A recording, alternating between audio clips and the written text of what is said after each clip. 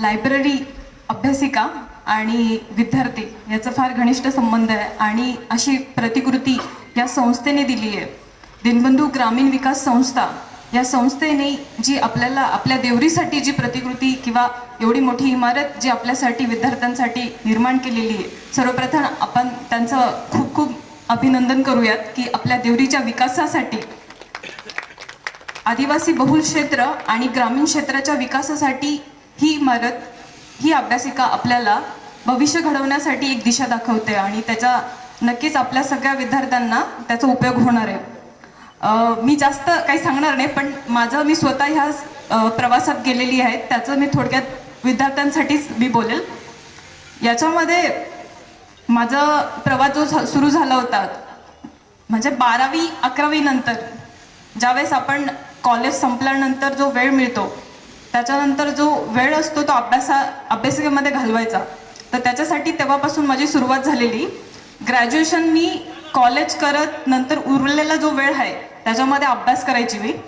तर पहिली माझी पोस्ट निघाली होती इरिगेशन डिपार्टमेंटमध्ये ज्युनियर क्लर्क म्हणून, ती मी जॉईन केली आणि पुढचा प्रवास मला करायचा होता, थांबायचं नव्हतं.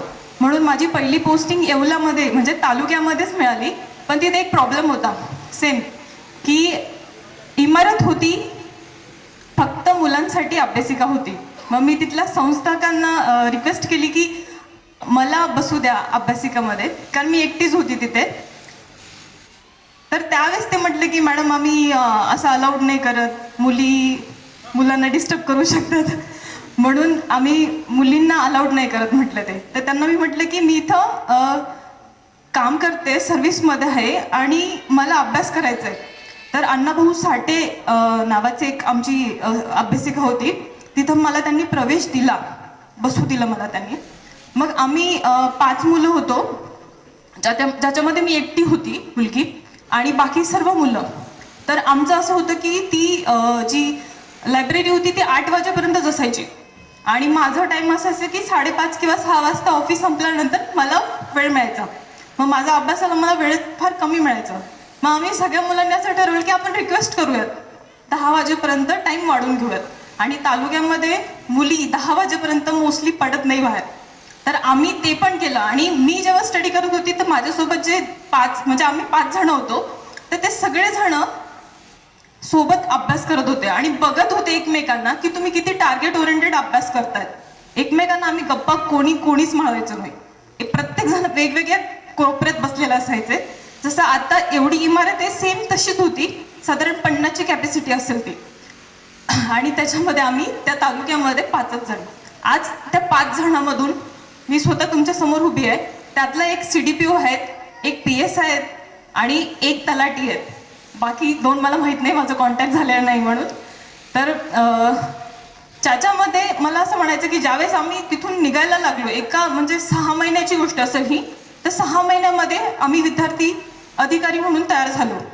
तर त्यावेळेस माझं सिलेक्शन झालं होतं ASO म्हणून MPSCमध्ये, क्लास 2 अधिकारी ची पोस्ट आहे ती, अराजपत्रित. मी ती जॉईन केली. त्याच्या अगोदरच मला PSI पण मिळालं. म्हणजे त्या लायब्ररीमध्ये ते 6 महिन्याच्या कालावधीमध्ये माझ्या 3 पोस्ट निघाल्या. एक कर सहाय्यक, एक PSI आणि दुसरं ASO. आता माझ्यासमोर ऑप्शन होते कोणतं जॉईन करायचं. तर त्यावेळेस मी मंत्रालयामध्ये ASO म्हणून जॉईन केला.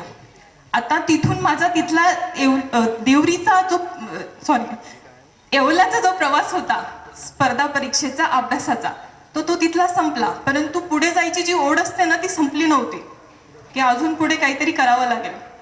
मात्र माझ्या त्या तालुक्यातून ज्यावेळेस मी तिथून गेली आणि ASO म्हणून मी जॉईन केलं, त्याच्यानंतर त्या लायब्ररीमध्ये जवळपास 150 विद्यार्थी होते आम्हाला बघून अभ्यास करून येण्यासाठी. आणि मुलं दोन्ही होते, म्हणजे मुलं दोन्ही पण अभ्याससाठी तिथे येत होते आणि प्रवेशासाठी त्यांची रांग लागायला लागली होती की मग त्यांना बघून अजून दुसरं तिथे अभ्यासिका सुरू झाली.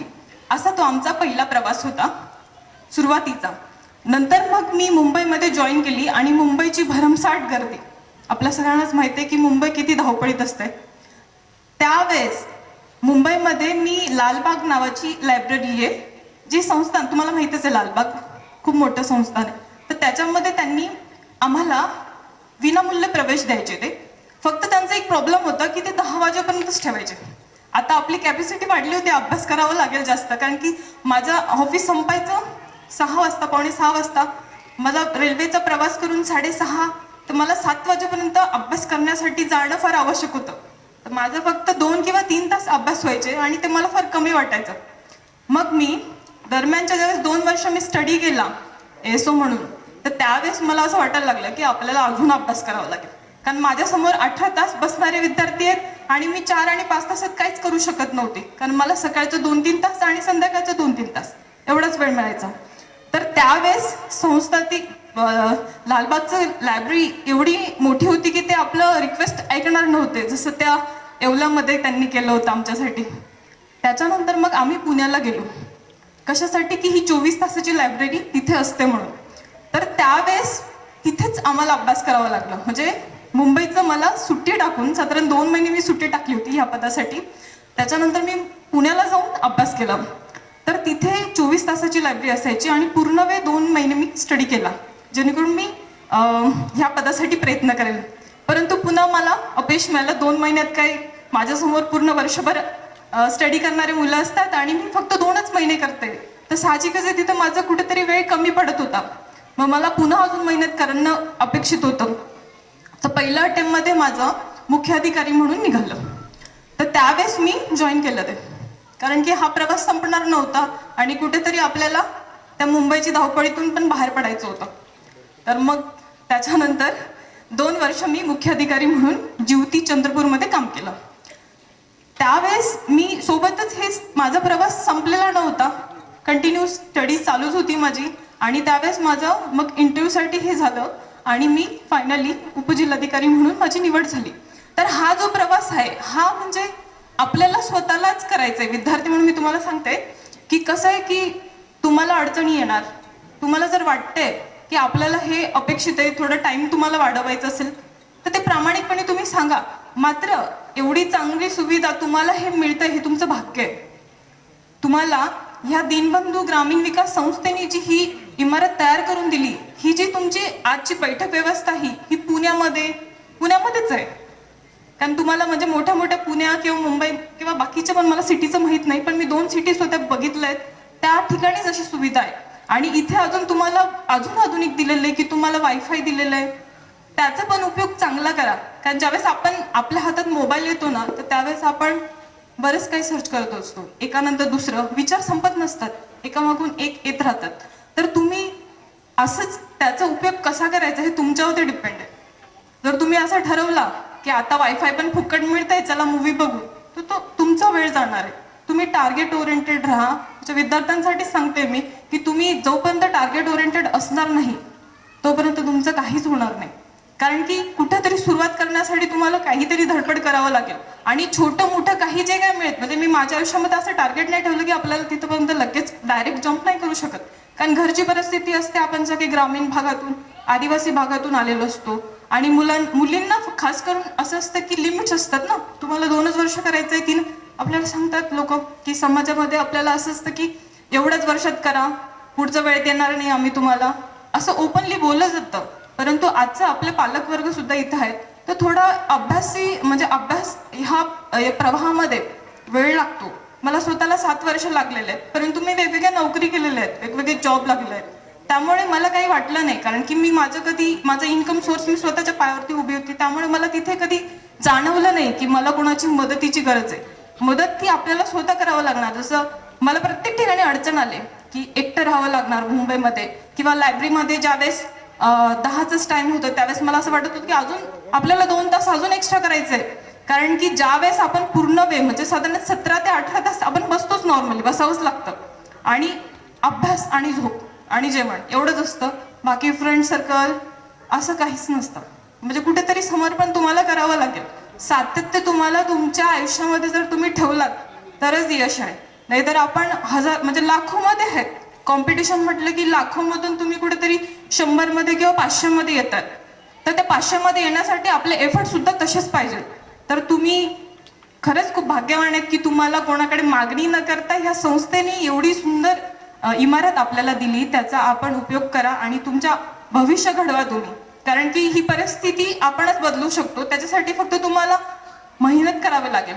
मेहनत केला तर तुम्ही किती, जसं तर मगाशी काशीद साहेबांनी म्हटलं की तुमचे मार्क्स विचारले जात नाही.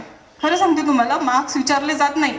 तुम्ही कोणत्या शाळेतून आलेले ते विचारलं जात नाही. मी स्वतः जिल्हा परिषदच्या शाळेतून शिकली आहे आणि अभिमान आहे मला की आपण ठीक आहे त्या परिस्थितीतून आलेलो, मात्र आज आपण काहीतरी करू शकतो. म्हणजे तुमचे मार्क्स मॅटर नाही करत. तुम्ही कोणत्या भागातून, कोणत्या कास्टमधून आलेले किंवा कोणत्या क्षेत्रातून आलेले ते मॅटर नाही करत. तुमचं महत्व आहे फक्त तुम्ही सातत्याने किती मेहनत करता तिथपर्यंत पोहोचण्यासाठी, ते महत्वाचं आहे. तर सगळ्या विद्यार्थ्यांनी म्हणजे तुम्ही अभ्यास करताना एकच शिस्त पाळा. वातावरण तुमच्या अभ्यासिकेचं चांगलं राहील तर ते तुमच्यासाठीच पोषक असणार आहे, तुमच्या अभ्यासासाठी पोषक असणार आहे, जेणेकरून तुम्हाला प्रगती लवकर येईल.